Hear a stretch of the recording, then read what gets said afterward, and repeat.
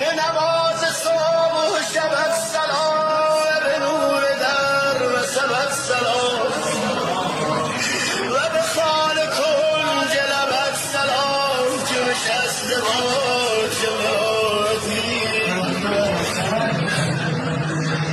به جمال وارث کوثری، به خدا محمد دیگری، به روایتی خود حیدری، چه شباهتی چه حسالتی.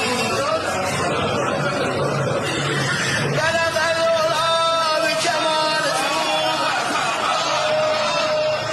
کشفت دجا به جمال تو، به تو قشنگی خال تو صلوات هر دم و ساعت.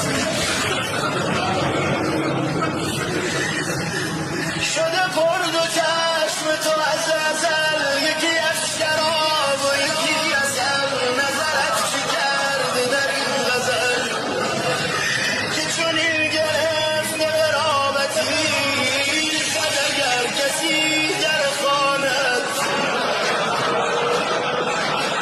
دل باز کرده بهانت، همه جا گرفته نشانت.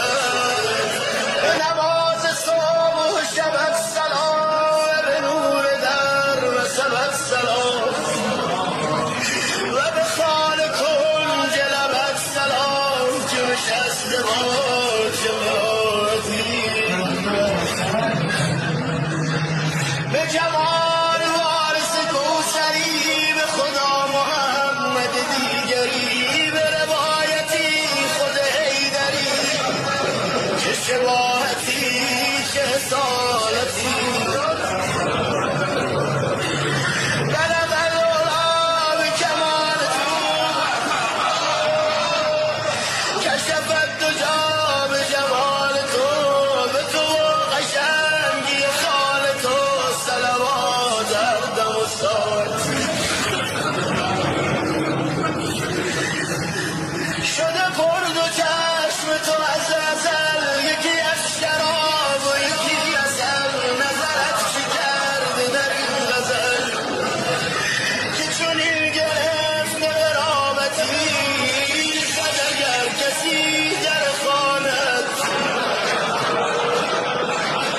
دل باز کرده بهانت، همه جا گرفته نشانت. به نماز صبح و شب سلام، به نور در و سبت سلام، و به خال کنج لبت سلام که نشسته با